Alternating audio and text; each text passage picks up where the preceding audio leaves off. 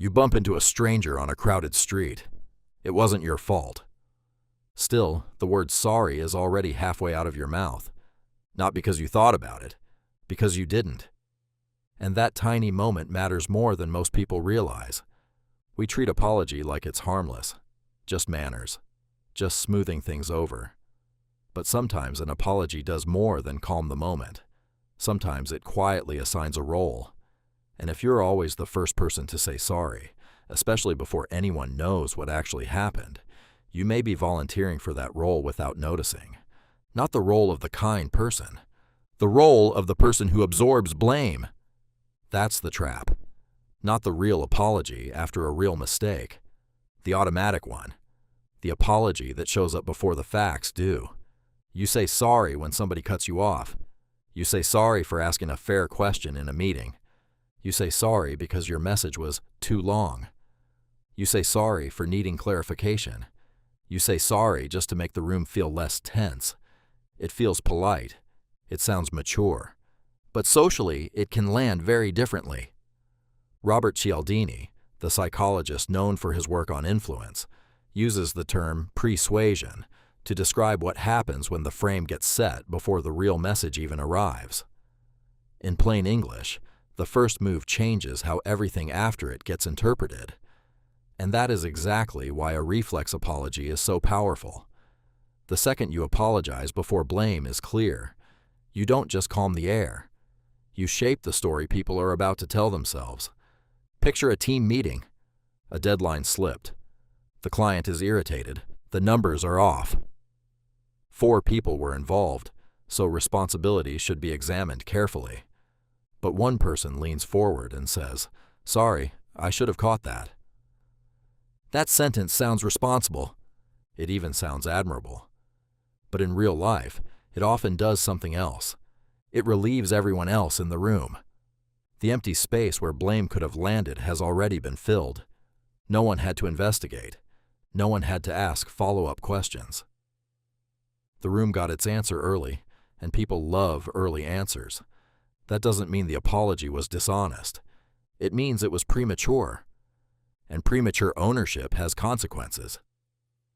Vanessa Bones, who studies social influence and why it's hard for people to ask, refuse, or push back, has spent years showing that we regularly misunderstand our own power in social situations.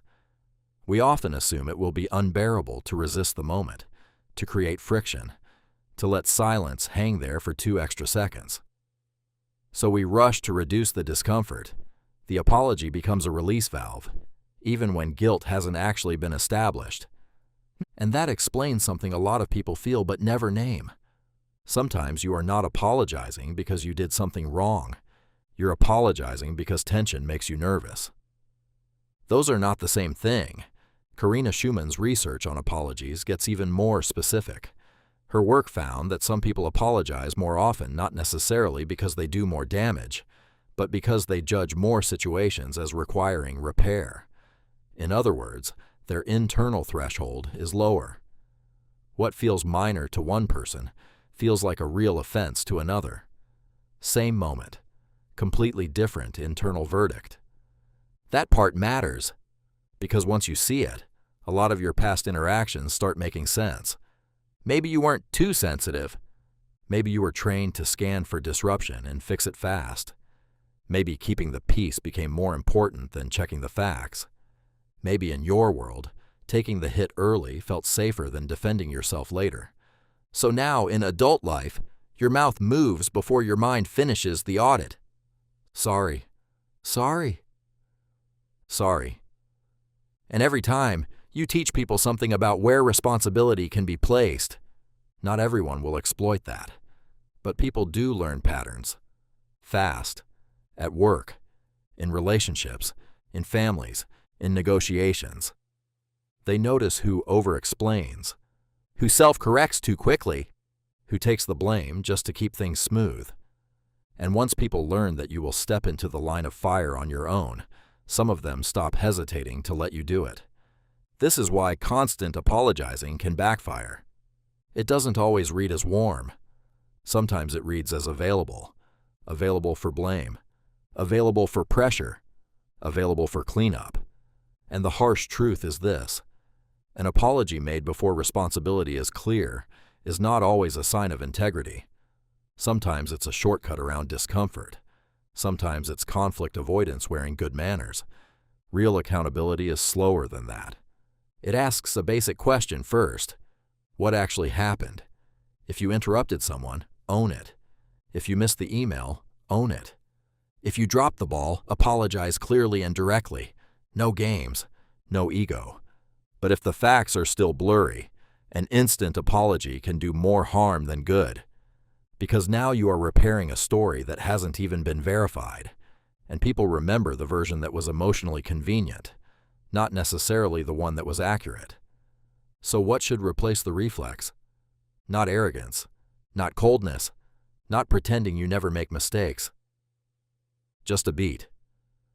A pause long enough for reality to enter the room. Instead of, "Sorry, that's my fault," try, "Let's look at what happened." Instead of, "Sorry, I know this is probably on me," try, "I want to understand where the breakdown happened."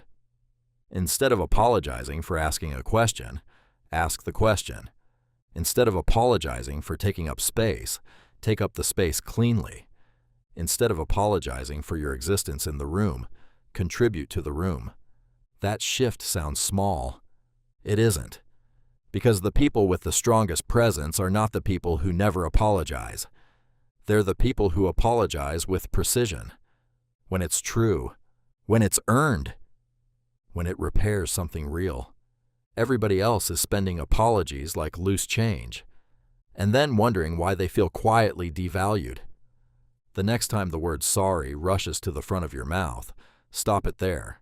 Not forever, just long enough to ask one question. Did I do something wrong?